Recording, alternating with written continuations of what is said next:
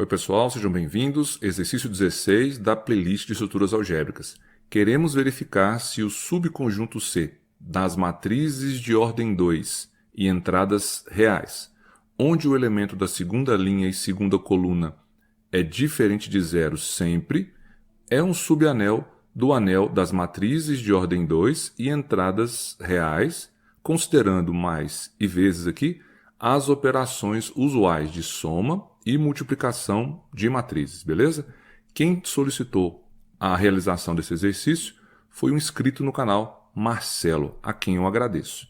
Voltando para o exercício, para verificarmos se esse subconjunto é de fato um subanel desse anel, nós vamos então relembrar o que significa ser um subanel. Então, relembrando isso, o que é um subanel? A definição é a seguinte: dado um anel A, e suas operações de adição e multiplicação, um subconjunto L desse anel A e diferente de vazio é chamado de subanel se valerem essas duas condições. Se L for fechado para as duas operações de adição e multiplicação, as operações de adição e multiplicação serão as operações do anel A, que vai ser conhecido, ok? E, além disso, esse subconjunto L, com essas duas operações, as operações de A, também tem que ser um anel. Essa definição se encontra na aula 18, que eu vou inclusive deixar um card aqui, ok? Só que nós verificamos na aula anterior que verificar que um determinado conjunto é um anel é uma tarefa que pode ser relativamente extensa, porque nós teríamos que verificar uma série de propriedades. Então eu vou aproveitar aqui e utilizar uma proposição que também está na aula 18, que facilita a verificação de se um determinado conjunto é ou não um subanel, para não termos que verificar todas as condições de um anel.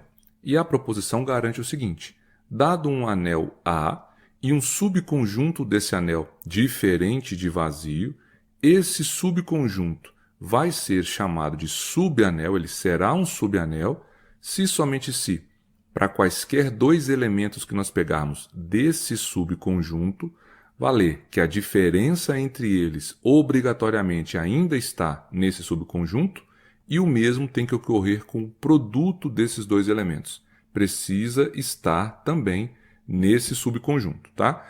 Então, para que seja um subanel, ele tem que ser diferente de vazio, tem que ser um subconjunto de A, obviamente, e, além disso, essas duas condições têm que ser verificadas. A diferença de quaisquer dois elementos tem que estar no subconjunto e o produto desses dois elementos genéricos também tem que estar no subconjunto.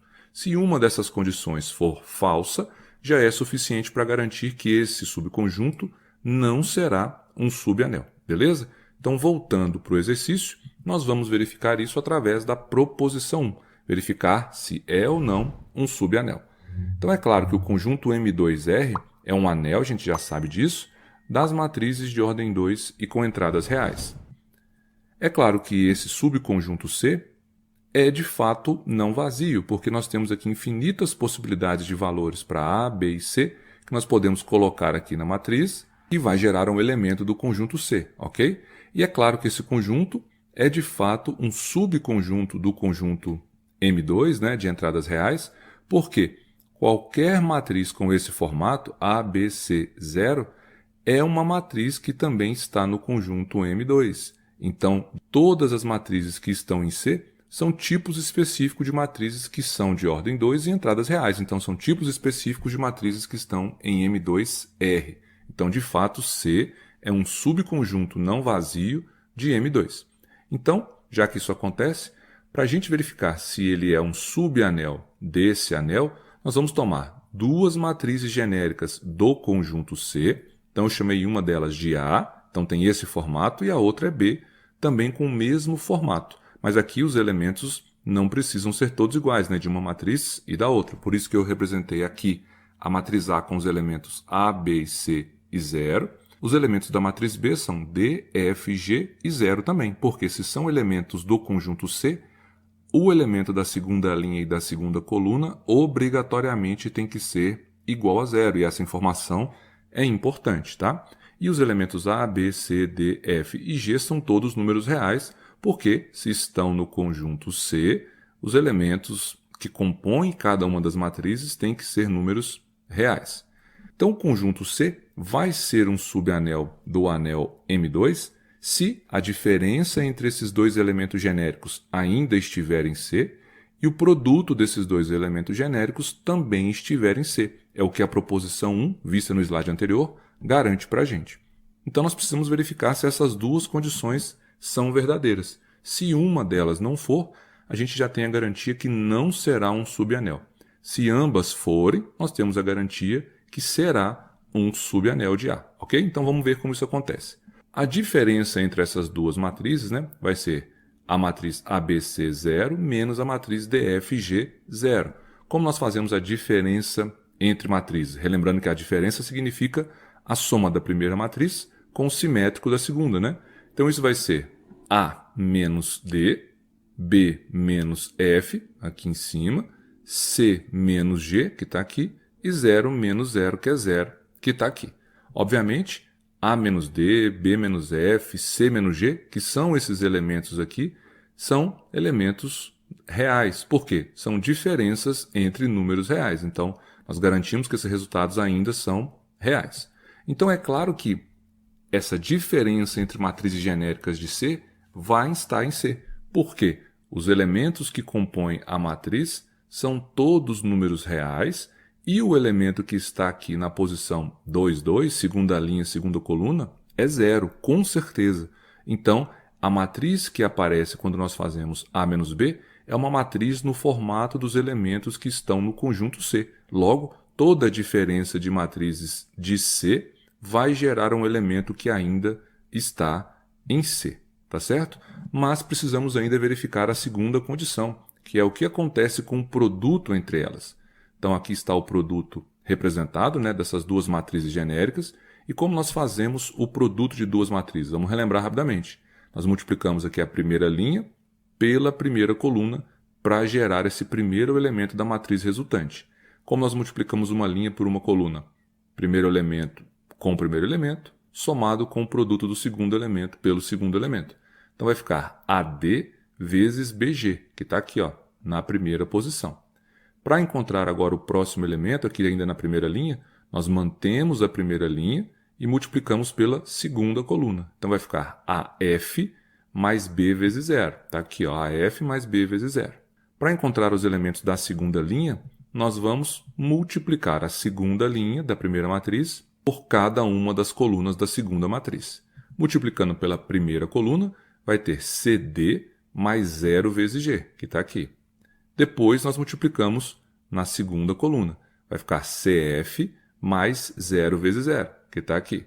Fazendo aqui as operações, né, B vezes 0, 0 vezes 0 e 0 vezes G, nós encontramos esse resultado para o produto das matrizes genéricas A e B. Observem que esses elementos são todos pertencentes aos reais. Então, isso aqui nos garante que essa matriz está em M2. Mas nós queremos verificar se essa matriz está em C. E qual que é a condição para estar em C?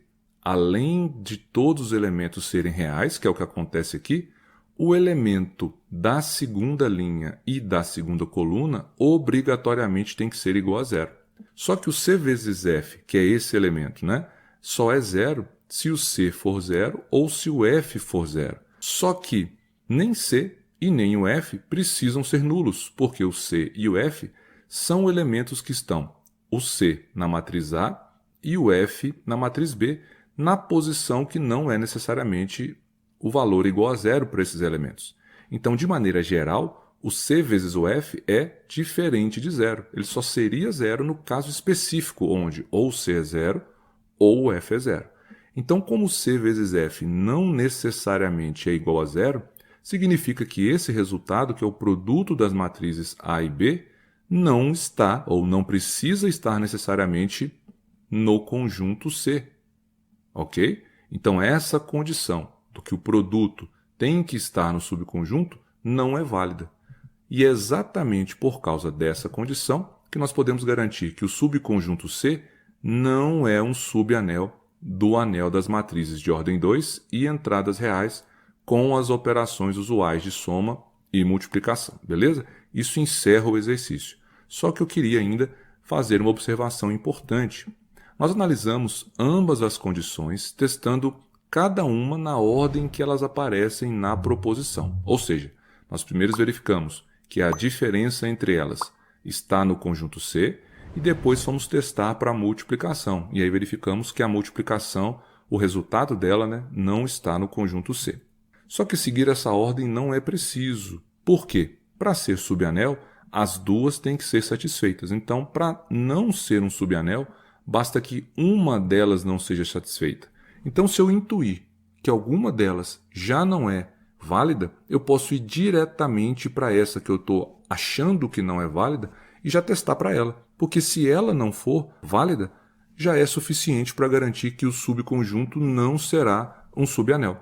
Então, nesse caso, se eu já percebesse que o produto não ia satisfazer a condição necessária, eu poderia ir direto para esse produto, verificaria que ele não era válido, que o resultado não estaria no subconjunto C, e já poderia concluir diretamente que ele não é um subanel, sem ter que verificar a primeira condição, porque independente dela ser verdadeira ou não, o fato de A vezes B não pertencer a C já garante que o subconjunto não vai ser um subanel. Tá certo?